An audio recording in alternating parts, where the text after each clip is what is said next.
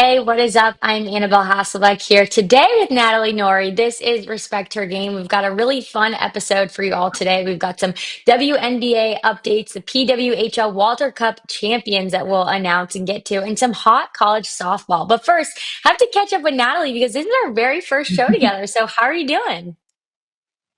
Hi, Annabelle. Yes, first of all, we've got a great episode today. I'm excited to be on with you. This is the first time we've actually worked together, although I feel like I've known you for years.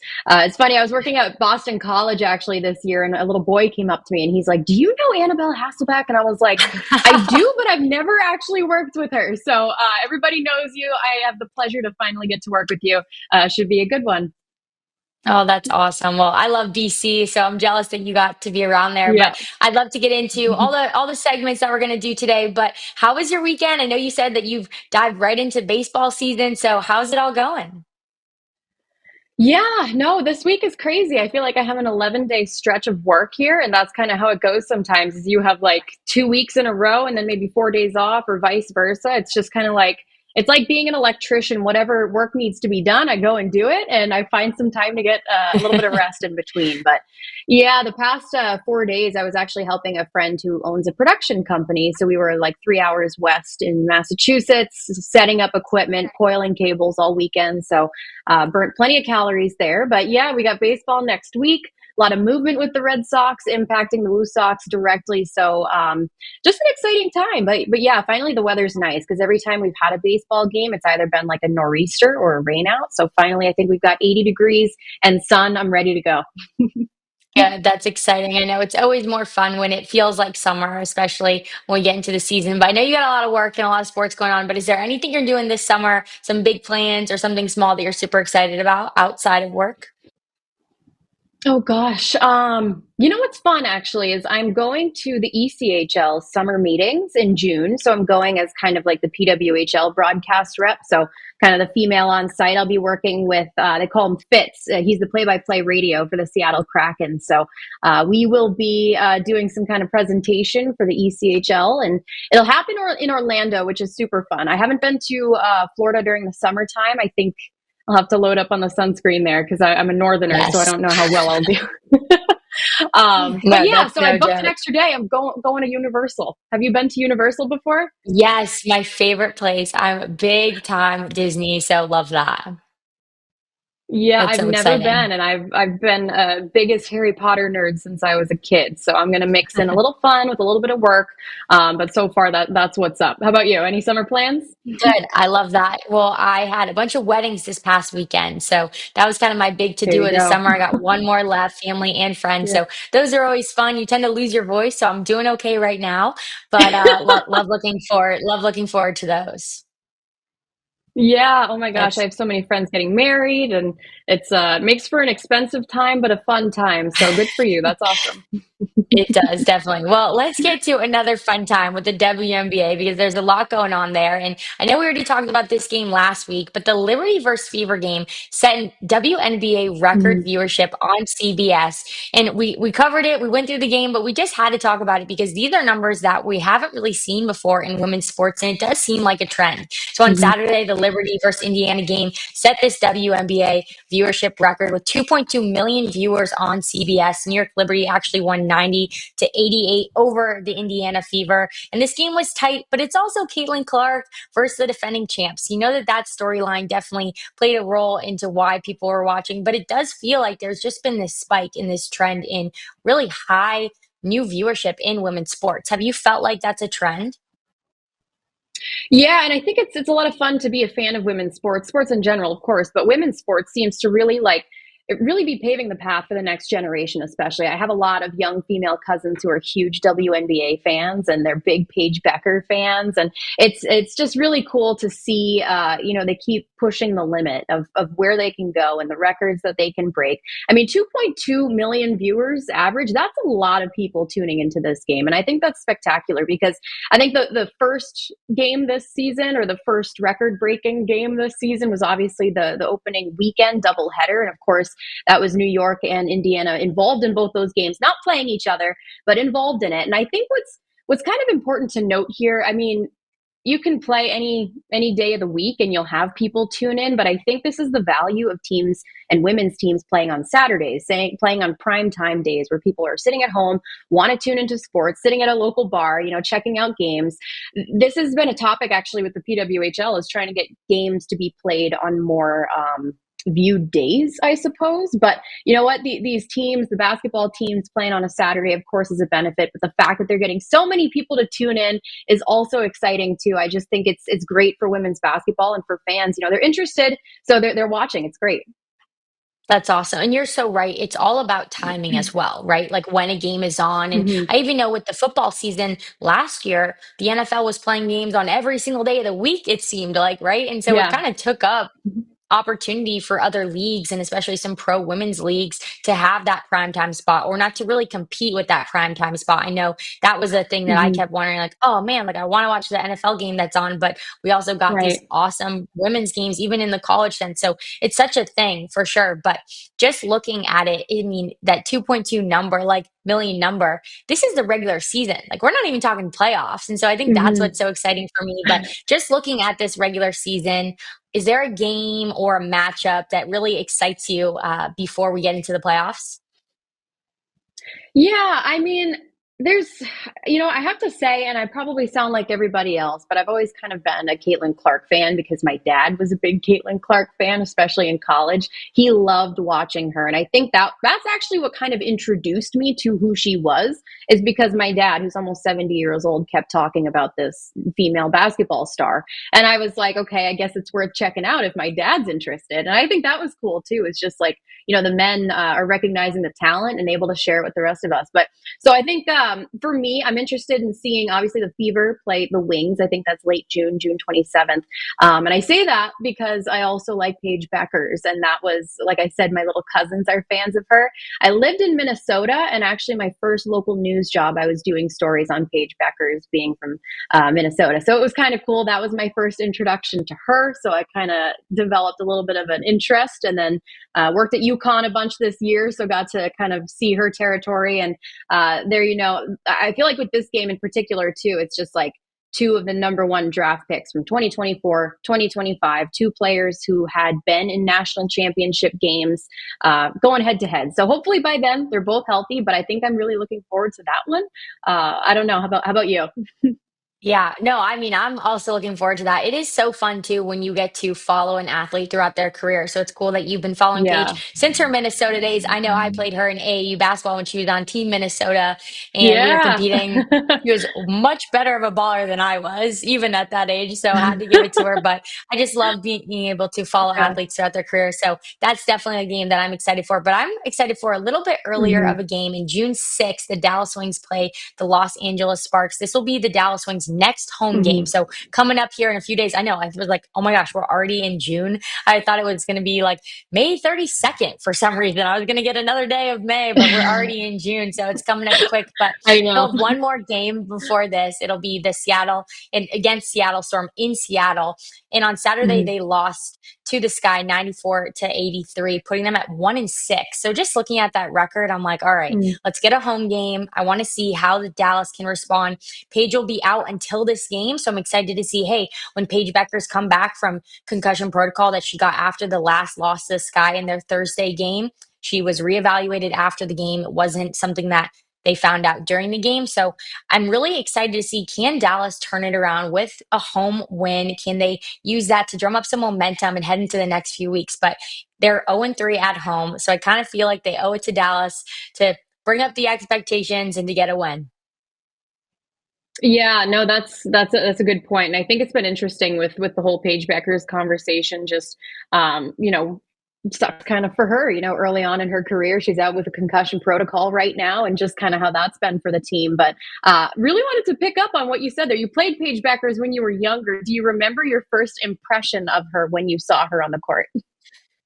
So I will say this, I was terrified because I was the bench warmer on my AAU basketball team. And so when I went in, it was like, oh Oh. my gosh, don't mess up. And I was more that like, hey, lock on this person and don't come off of her. So I Hmm. think in my head, it was, okay, it wasn't, see ball, get ball. It was more like, don't let anyone get by you defensively. So yes, I was definitely intimidated. did not talk to her in that moment. I was so locked in, but just my claim to fame in Oh, AAU basketball was getting to be able to play Paige. And so whenever I hear that, I'm like, oh man, it brings me back to the gym for sure. that's no, that's I would be intimidated. I never played basketball. If I did, I'd be more of a bench warmer than you. I'm sure you're very athletic, Annabelle. So let's not Well, cut hey, yourself short there. I But had a great uh, team, great teammates, honored to be a part of it. But let's take a deeper dive into one of the Dallas Wings games that they played against the Chicago Sky. And the Chicago Sky's Ariel Atkins scored 26 points, and 14 of those points were just coming into the first half to really help Chicago gain that lead. The Sky went up 8 threes in comparison to Dallas's four. And so even when you just think about that, you can think about the momentum that three-pointers give you. And if you're scoring just half as yeah, many as the other team, I can just imagine what that arena felt like. But here's Chicago Sky's Ariel Atkins success on her success after the game. Yeah, I think it's intentionality, but I think we're getting more chemistry as a team. And I think as you see us get more comfortable with each other, we're starting to realize where all of our shots are coming from when we individually can hone in on our strengths. And so I honestly think our team chemistry is really getting there. So we're starting to figure out how we can play well together. So we definitely are hearing that the Sky are getting their footing, they're getting chemistry and more comfortable with each other, but maybe not so much on the Dallas side. So let's hear from DNA Carrington after the game. Hi, Asia from W Swish. Melissa Smith, I mean, you were a total beast tonight. Thank you Just so have, much. yes, totally have to admit that. 20 points, 5 rebounds. Carrington, you had 16 points, 3 rebounds, and 6 assists. I mean, to me, that's total beast mode. How were you able to work through the Chicago Sky defense, and what was the biggest challenge y'all had to face with tonight's matchup as opposed to Thursday's matchup? Okay. I think personally, it wasn't their defense. It was our defense that led to a lot of half court, quarter court possessions because we're taking the ball at the net.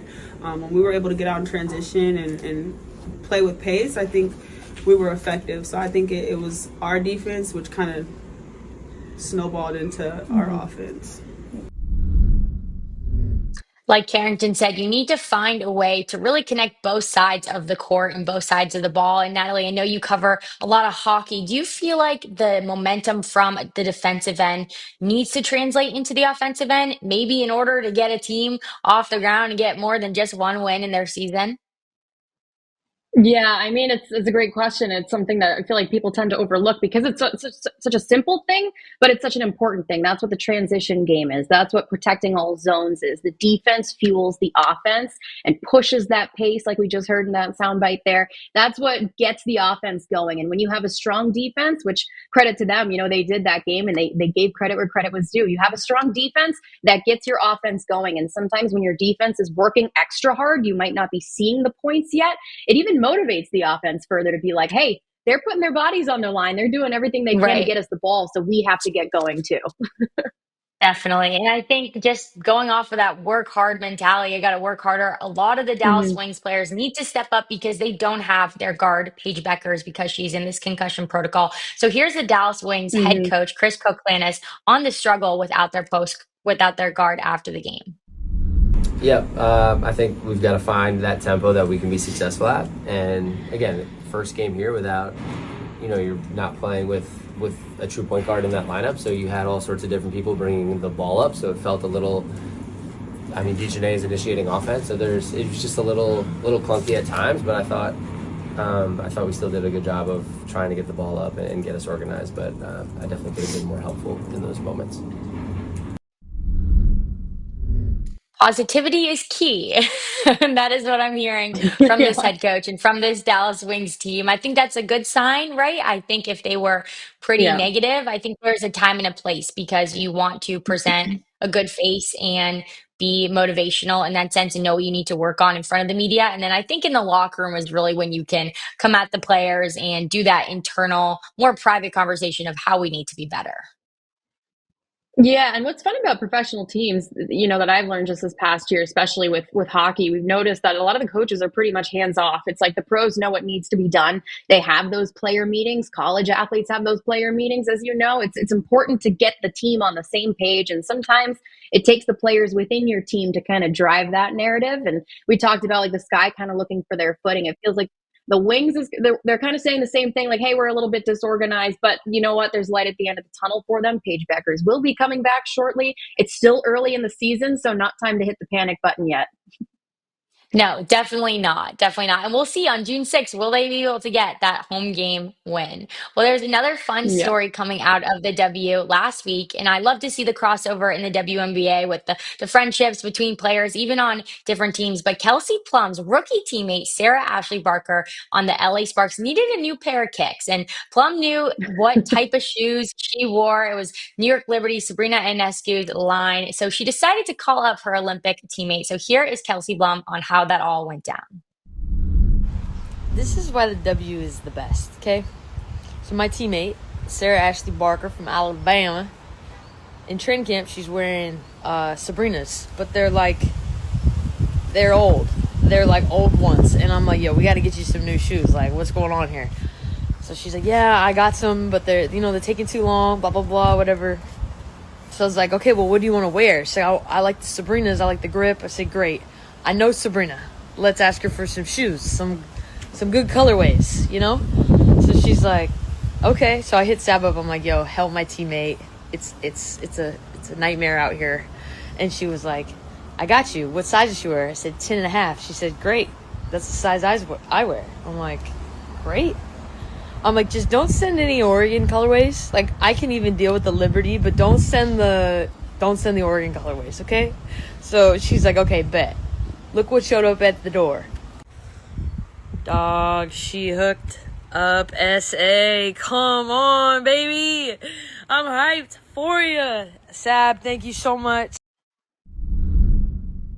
How awesome Love was that. this? Natalie, just watching this, what are your reactions? Yeah. I just think that's so cool. A rookie is being looked after like that. Like, I don't know, how cool for Sarah Ashley Barker. Unfortunate for her, she was wearing some banged up kicks, but her teammate took notice and we're like, well, let's take care of you. Well, I know the person who can help you out and let's do it. And I just think that's a really cool way for her to kind of enter the league. And she's a rookie and she's got teammates that are helping her out from all angles. And I just think that's valuable in itself, but that's pretty sick. She got a bunch of free shoes. Totally. And it's not just like anyone's helping her out and hitting her up. These are like the best players in the W. Yeah. It'd be like, jumping into the NBA and having LeBron send you a pair of kicks and you're a rookie on another team. Like, I mean, come on, that is so cool. So I can just imagine how awesome that was for Sarah. But do you have a favorite pair of shoes that she gave? The colorways, a new term that maybe I'm Mm-hmm. just not that swaggy, so I don't know the shoe terminology, but the colorways, I think I liked the pink ones the best because that's my favorite color. They're the Nike Sabrina 2 triple double basketball shoe, I believe those were. But if you Mm-hmm. got to pick at one out of those six, do you have a favorite color?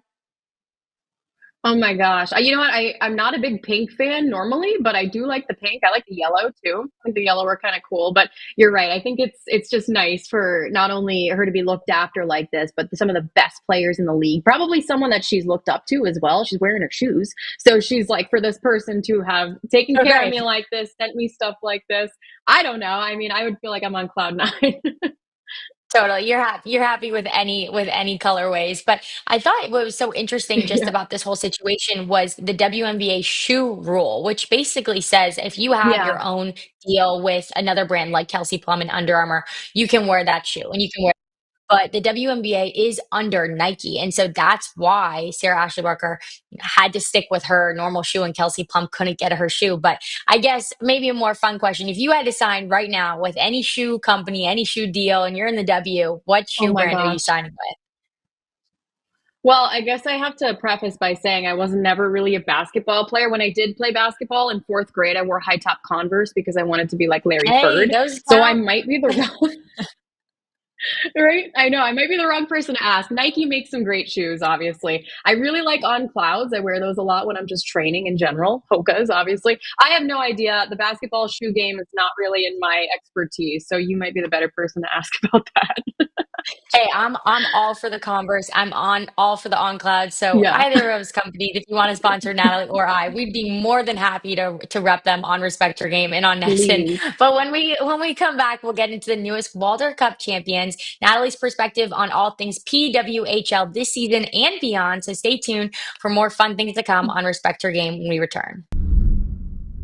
Welcome back to Respect Your Game. And we got some big news in the PWHL because we have a champion, not a new champion, but the Minnesota Frost are back and they won back-to-back PWHL Walter Cups in a 2-1 overtime victory over Ottawa. And they went into game 4 of the finals. It was wild, filled with drama, but the Minnesota Frost won the best of 5 game series 3-1. And it was a home ice win for Minnesota at Xcel Energy Center. But it didn't always start great. The Frost came into the playoffs being the league's 4th seed in their 2nd straight season. They actually lost both game 1 in both the semis and the final series, and then go on to win 3 straight in both series. So they clearly know what they're doing, even though it might not always start off to a hot start, but that means you cannot count Minnesota out in those situations. But Natalie, just looking at this back-to-back championship for the Minnesota Frost, what was your initial reaction to hearing this?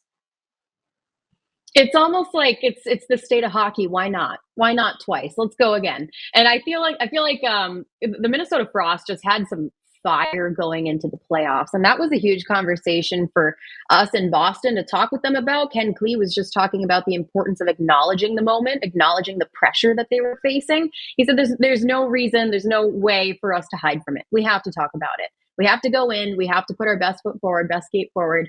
And they won 8-1. So obviously there was something that was fueling their fire. They had eyes on the prize. It was funny because all year it kind of felt like Minnesota was the one team Boston really was having trouble against. And it kind of felt like, oh, is this a rivalry that's about to start? Is it going to be Minnesota and Boston? And whenever they're in town, that's going to garner the biggest crowd. I feel like Minnesota could just be, the Florida Panthers of the PWHL right now. It's kind of like frustrating to play them because they just pull out all the stops when the time is necessary. And I mean, these are players that have played in Olympic games, played in gold medal games. They know what it takes to win. But I think it's even cooler that they got to play on home sheet because last year they won in the Tsongas Center. And I mean, that capacity, there's only a couple of thousand versus the NHL arena of the Xcel Center. So I think that's just a really cool way for them to put the cherry on top. Even more special too. It probably felt like 2 different championships because last year they were PWHL Minnesota. This year, they're the Minnesota Frost, and they won at home. So I think that probably just makes it extra special.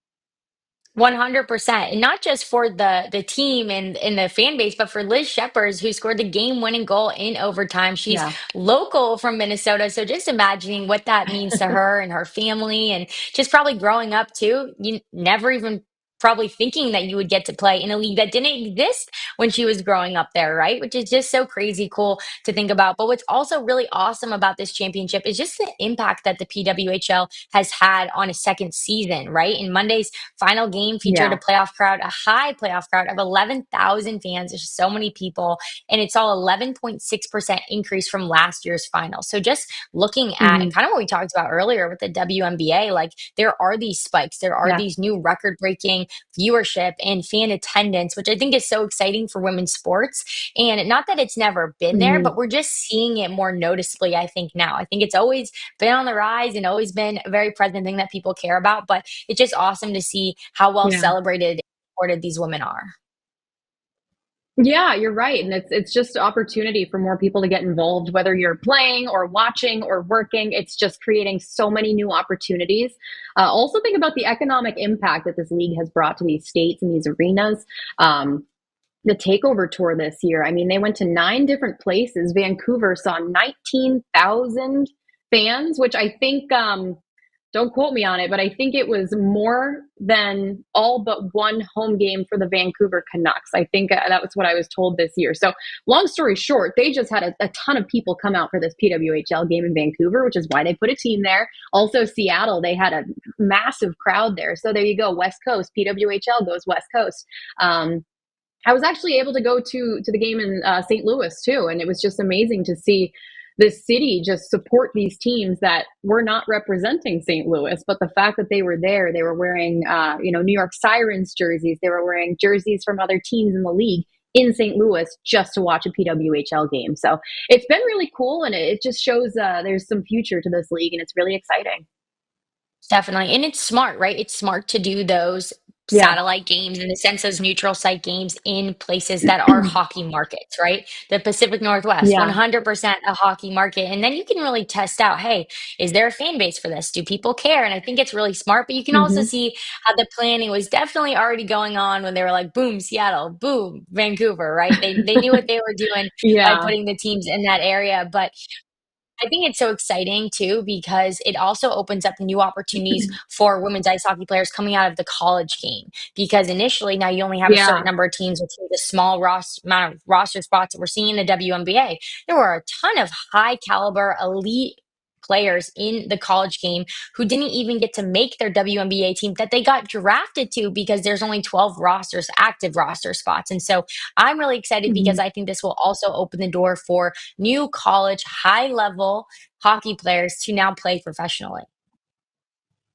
Yeah, I mean, you might know her personally, Abby Newhook at Boston College. I remember asking her last year during the Beanpot, like, what are your hopes and dreams and future aspirations? And she's like, well, now with this new league, the PWHL, I'm hoping that I can go pro. And it's great because I just saw her name on the draft eligibility list for this year. So I'm excited. I think there's 14 Hockey East names on the list this year that could potentially be drafted from UNH, Boston College, Northeastern. Really, really exciting. And I'm pumped because these are players that I've covered the past 2 years, and now it's like, first of all, oh, they're growing up and they're moving on. But the second opportunity for them is they get to go pro and they get to get paid for it. So it's really exciting. And this year in particular, there were a couple players like Megan Carter and Katie Knoll out of Northeastern, Gwyneth Phillips out of Northeastern.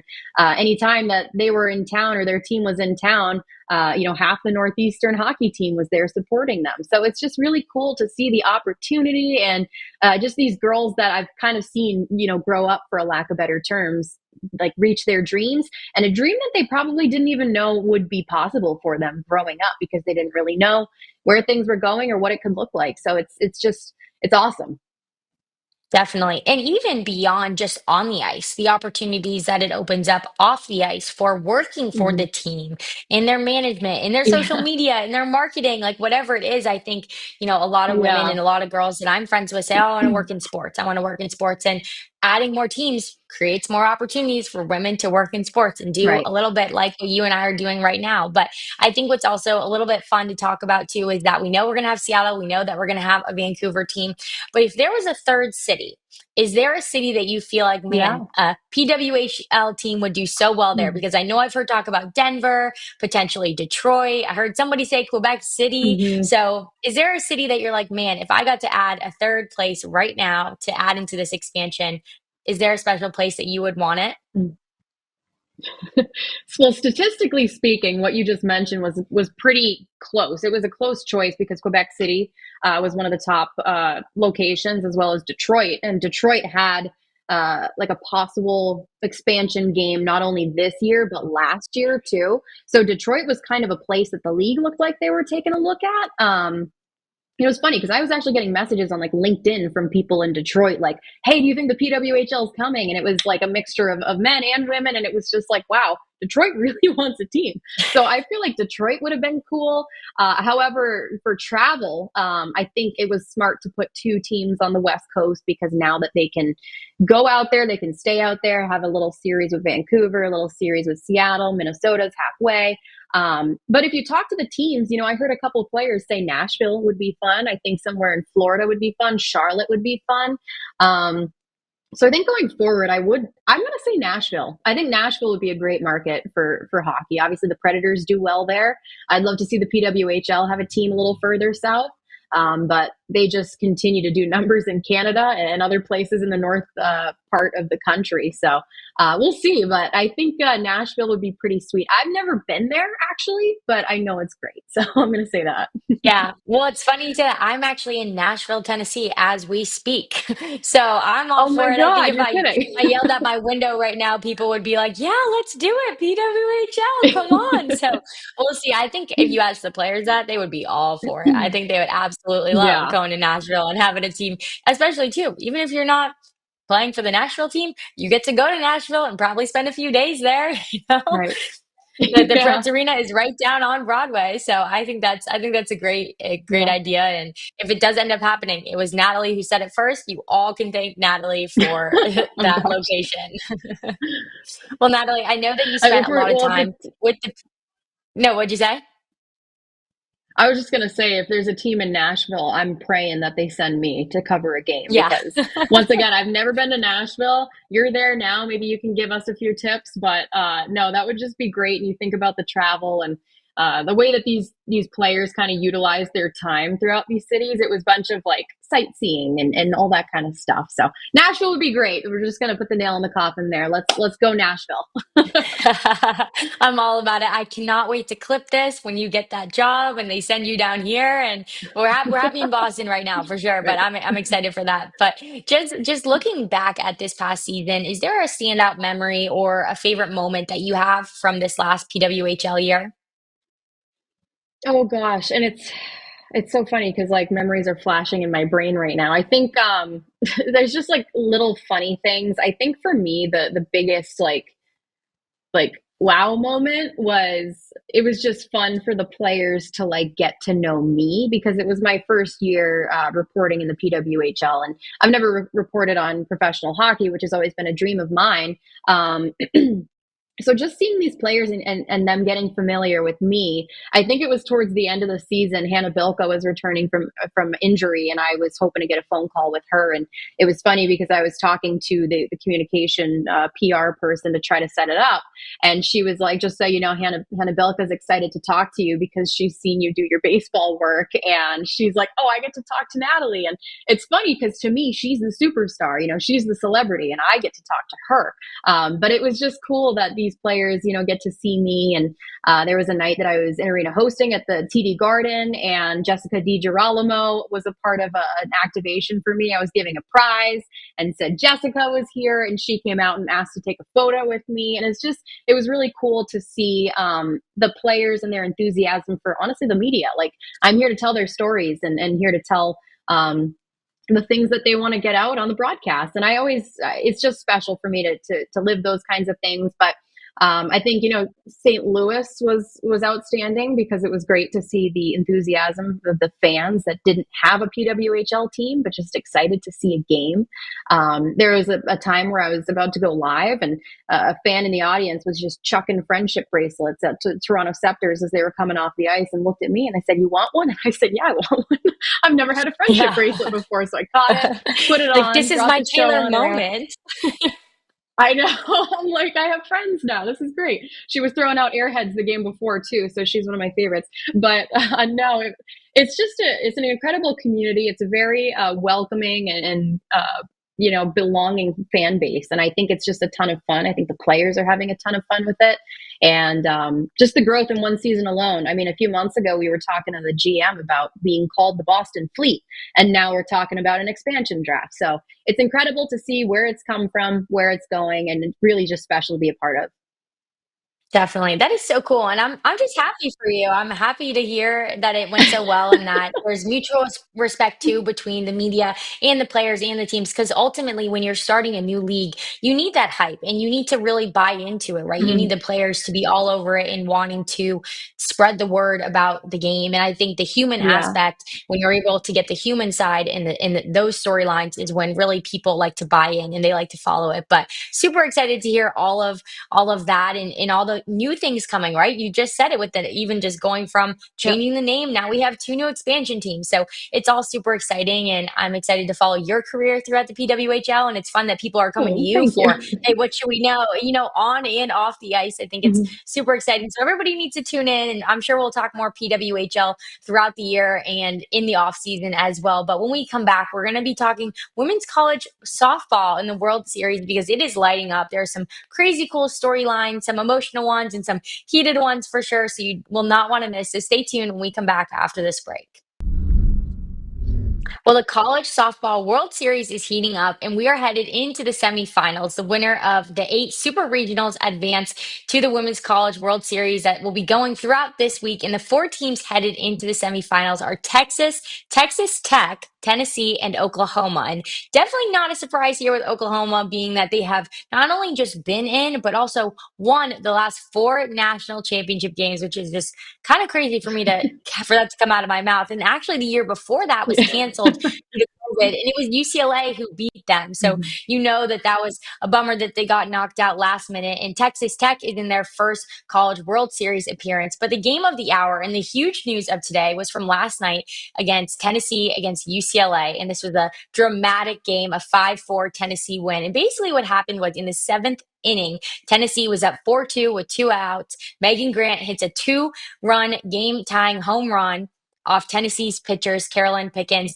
And Grant is heading to home plate. She's getting ready to be greeted by her teammates. However, she does not touch home plate, which I don't know, Natalie, you cover more baseball, softball than I do. Is this a normal thing to not hit home plate, or does this just happen when you get stirred up in the moment? I have no idea. I feel like from what I've seen home runs in baseball, like, people will do the sign of the cross or something, or, point to the sky as they're coming across home plate. What's crazy about this moment in particular was there was so much excitement for this particular game tying home run that she was swarmed at home plate. So maybe it was just like a brief like overlook of where she was planting her feet. I mean, she did the stomp, so I think she thought she was there. But just like the chaos of this moment once you're crossing home plate, I think greeted her a little more than the home plate did. But looking back at the clip, maybe she was like an inch off, 2 inches off. I'm not really sure. But I was just kind of reading the comments and just reading the response from the public, and a lot of people were just like, why does touching home plate have to score the run? Can't you just cross home plate and score it? Like, I mean, she did the work. She swung at the first pitch, the ball went out of the field, and I think that's enough. I mean, I don't think you really need to step on home plate for it to count, do you? No, it's definitely an interesting discussion, right? Because there's no like tangible, oh, I'm safe, right? Like it's gone. The Yeah. ball is out of the park. But I do think that this is definitely going to cause some discussions over that rule. I do think Mhm. though, if you took that out, it might lose the significance of like running the bases and the coolness of Yeah. that and the fun factor of that really. So it might change the sport in that Yeah. sense. And then I don't know, maybe you take it out and it's like stepping on home plate is a little more of that like boom, like I gotcha. It's kind of like Mhm. when players after football games go to the middle of the field and they'll like do the flag thing on the other team's logo. Like maybe not as disrespectful, but I Yep. could see it turning into something like that. Like, oh, look at what I did on your home plate, right? Like that could potentially be Yeah. something. But this play was under review for nearly 20 minutes. Someone said that was at the game and just Yeah. absolutely crazy. But this is a statement that NCAA softball came out. I'm going to read the quote. They said, a runner being assisted on the base path by a teammate is not on the list of reviewable plays in the NCAA softball rule book. And Tennessee still was able to come Mhm. away with this win, but just really heated and probably a really intense time to be in those dugouts, to be in that crowd, in that fan zone area. And I can't even imagine how Tennessee was probably feeling in that moment of, oh my gosh, we're going to let this go. Like, how do you think Tennessee was feeling? Yeah. Well, I think Tennessee was probably like, don't count it, like we want this win, don't count it. I don't know. I was thinking about that review too. You mentioned that, and I think I saw the ref, obviously I'm just going to summarize what he said, but he essentially like walked through it and was like, we were looking at it, the call in the field stands, but yet we can't review this play. It was weird that like the sequence of like what he said, it was just like, oh yeah, we reviewed it and we see this and we're going to call it this way. But according to this rule, you can't review it. Did you hear that part? Crazy. That was absolutely wild. And my jaw Yeah. dropped when I heard that. I'm like, then don't even get into it anyway. Like, you're Yeah. causing so much more Right. pain. Yeah. Crazy. Yeah, so Yeah. I was listening to It's that and I good. was like, this is just such like a debacle, I guess. I don't know. And I feel like it doesn't matter if your foot hits the plate. I mean, I guess like you're talking about running the bases, there is like I don't know, you think about Sandlot where Benny the Jet like slams his little PF flyer on the home plate or something. And it's like there's always been the moment of stepping on the plate, but when it comes to like a game deciding run, I don't think they should overanalyze it. If you cross home plate and the ball's out of the park, then I think you should count it. That's what I say. Definitely. It's an iconic part of the sport, and I think we leave it at Yeah. that. You got to keep it. I think some people will be up in arms that we're even Yeah. having a discussion. So don't worry. We think that Yeah. hitting home plate should still count after a home run. But Mhm. something else, like a little bit crazy, Tennessee was also the team that took UCLA stole from Tennessee and took their starting quarterback. So a lot going on between these two teams over the summer. A lot So of beef. we'll see how that all ends up. But another notable story that came from the Women's College World Series was Texas versus Oklahoma. This was on Saturday. Number 6 Mhm. Texas beat number 2 Yeah. Oklahoma 4-2 to advance into the World Series semifinals. And this is actually the fourth Longhorn team to make a Final Four this year. It was Texas football, their women's basketball team, men's tennis, and now softball. So whatever is in the water at the Longhorn and Texas University, we got to figure it out because there's so much good coming from that program. But the Texas Longhorns really rallied around their pitcher, Tegan Kavana, after learning that her grandmother passed away earlier that morning and that they were playing for her. So here is this Texas team after the game talking about how they rallied around their teammate. When Tegan told us this morning, it was honestly my worst nightmare. I was scared that that's what it was when she texted us this morning, but she told us, and the first thing she said was that she's good and she's ready to go today. So Tegan Kavana's my hero today. Wow, that is just powerful Mhm. and emotional and really special to just see the relationship that these women have between each other. I mean, you look at crying after a loss and sometimes even crying after a win, but like crying for your teammate because you know what she's done to sacrifice, her probably emotional state to put the team first is really powerful. Yeah, the empathy that you can see from your teammates to get it done. I mean, look at that. They're there for her. You know, if she's feeling anything, I'm sure they were checking in on her. I'm sure that they were, constantly talking to her. Maybe not even because they're trying to like figure out how she wants to deal with it. But this is what she wanted. She decided to do this. She wanted to go out there with her team, and she got the job done. And I think, in a way, it's kind of heroic for these young players, young athletes to compartmentalize what they're feeling and to continue to put, their focus on the task at hand, even though they must be heartbroken because of something else. And I think it's sad and I feel for her. My heart goes out to her, but you can see how much her teammates cared about her. And that's really what's important.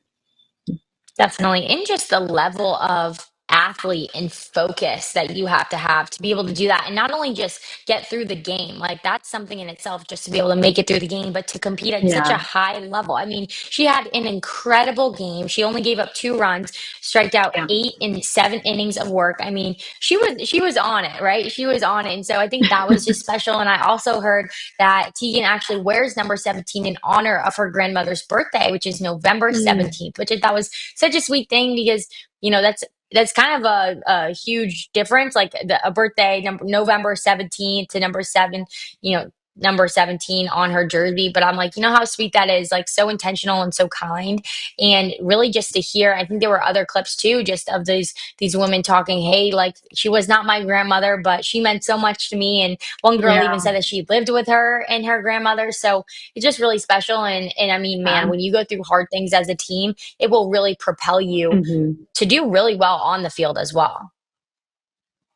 Yeah, and I was thinking about Mark Scheifele with the Jets, who kind of went through the same similar thing this year in playoffs. His father had passed away, and I think it was just something that he wasn't expecting because I think the father was pretty young. So I think for him to go into that, continue to play his hockey game, his teammates, you could just see they were picking him up. And I give these athletes so much credit because at the end of the day, it's their job to do that. And sometimes life will hit you hard and you got to find a way to get through it. And I think just being an athlete in general, there's so much psychology that goes into performing. And I think it's so difficult. You have to give these people credit because yeah, you might give them hell for doing something that you hated on the field or on the ice, but they're people. And you need to remember that. And I think sometimes things like this, it just kind of sheds light on that a little more. Because obviously you don't want to hear when someone's going through something devastating like this, but it's an important reminder that these athletes are people too, and that they go through human things and that they feel human emotions. And it gives you a little more perspective and admiration for these kinds of people, because I mean, I had to do a broadcast one day after I had gone through a breakup and I was emotionally drained, and I was not well, but I still got through the game and it was a fine broadcast. It was whatever, but I'm sure afterwards I went home and cried my eyes out again. But nothing comparing to this situation, but having to work through emotions is very difficult. And the fact that this girl went out there and did that is very impressive. It is. It is extremely impressive, and I can totally relate to you on that. Sometimes you got to find a way, and that's what this Texas team did. And Yeah. so that is just incredible, and I'm excited to follow along with them. And there's also more girls on fire with the Yeah. Texas Tech stud that we will get to after the break. But when we come back, we'll hit a Texas Tech name that you need to know. You probably know her, but we'll remind you of who she is, and we'll get to our girl on fires for the week. Some women that are thriving and popping off in this moment that you need to be cheering for. So when we come back, stay tuned for some awesome women to be following. Welcome back to Respect Your Game. And we would be remiss if we did a whole Women's World Series softball talk without mentioning Najari Kennedy from Texas Tech, because this is the stud in the Women's College World Series. She just helped Texas Tech pull off a huge 3-1 win over UCLA to advance to the Women's College World Series. And on Thursday, Texas Tech beat Ole Miss to become the first team in 20 years with a shutout in the Women's College Series debut. So this is a team that is absolutely on fire, mainly because of Kennedy, their brand new player, their transfer from Stanford. And this was a very shocking, yet also not shocking at the same time transfer, because Kennedy was coming from Stanford, obviously an incredible school where she was the pitcher of the year that year in 2024. And coming into Texas Tech, she had a very lucrative NIL deal, $1 million NIL deal. So that presents its own successes and challenges, which we'll get to in a second. But here's Texas Tech's head coach on what separates Kennedy from the other pitchers after their win against UCLA. I saw the stories about, you being in the portal, and everybody was like, oh my goodness, where is this superstar going to end up? And then you started seeing, numbers and different things. And then you realize, okay, so she had a chance to do something that almost never happens in the sport of softball or any sport, where the best player in any sport moves, okay? And you have like a deal that nobody else has ever had. How much pressure did that put on you? And how have you handled it? And who's helped you handle it?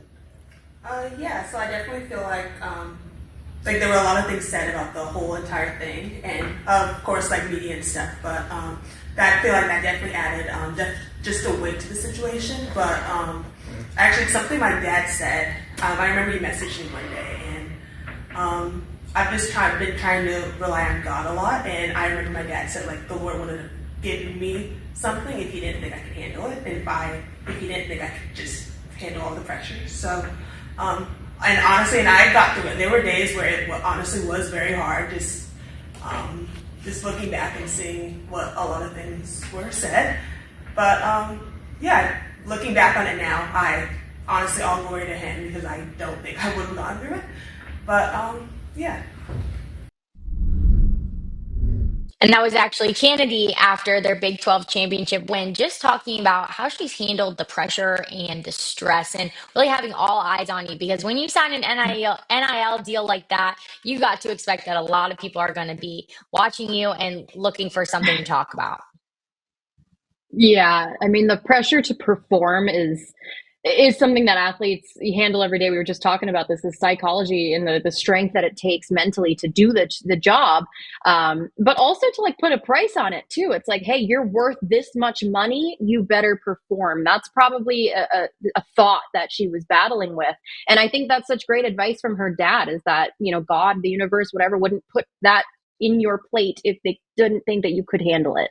And I think that's one of my favorite sayings is always no pressure, no diamonds. Like you're not going to do what you are not meant to do. And I think, that's a good way for her to kind of keep it all in check, keep it all in perspective and just go out there and do her job. And I mean, good for her. She got a decent payday. And that's incredible to see the amount that these athletes, college athletes are receiving to perform the way they do. Also having to be a student and pass classes and pass exams. I mean, talk about pressure. Right. I don't think anyone's talking about that in this whole NIL discussion is that, yes, you're being treated Yeah. like a pro athlete in the sense because of the contracts that are coming with it, but you also have to go to school. So, yes, you have a full time Yeah. job as this athlete getting paid millions and hundreds of thousands of dollars, but you also have class, and you also have school, and you have to, Right. have a social life too. I think that's a huge part of having balance in your life and balance with your sport. And Yeah. so, I think it'll be really interesting to see how long this NIL and these extravagant deals go. I'm in total favor of these Hmm. athletes getting paid because I think it is a full time job. So you don't have time to go outside of practice and work at the cafe or get a job down the street at Starbucks, whatever it might be. So these athletes Yeah. do need to get compensated in some way. But really quick before we wrap up, we have Hmm. another girl on fire, and that's Oklahoma's Ella Parker. She had a walk off 3-run homer in game 2 of the softball World Series against Tennessee. And just so fun because, yes, everybody's hoping that maybe Texas Tech and Texas and Tennessee come through, but Oklahoma is the front runner, and you can never count them out, even though it hasn't looked straight uphill all season. And they took down Tennessee 4-3 in this win. There were 11,800 fans in attendance at Devon Park. But I don't know, man. I'm kind of feeling like if you win 4 straight national championships, you have a pretty good shot at winning the 5th. What do you think? I mean, first of all, I laughed because I was looking at her expression in that photo. I mean, what an epic way to win that game. A 3-run homer. She probably stomped her foot on that home base talking about that. But I mean, Right. that is just excellent. So exciting. I love the fact that there's over 11,000 fans in attendance. I know that softball around there is a little more popular than it is, especially for me in New Hampshire, having grown up here. But I mean, epic way. Just talk about one of the best memories probably of your career so far. I mean, 3-run homer to win the game. I mean, just so cool. You can't help but to feel so happy for her and the team. For sure. And for Parker, it was on SportsCenter #1 top 10 plays. So, I mean, come on. If you don't get the national championship, it Yeah. was a pretty cool way to have a great season, especially at the end of your season with the SportsCenter top 10 play. But I can definitely bet that that will not be the last softball top 10 play that we're going to see in this College World Series. But seriously, this was so fun, Natalie. Great time talking to you. Our first Respect Her game Yes, together. you This was too. so fun. And hopefully we'll have you down here in Nashville with me at some point too, and potentially covering the Let's PWHL hope. someday. We will see. But this was so fun. Have a great rest of your Monday. And thank you so much for tuning in to Respect Your Game. We will see you guys next week.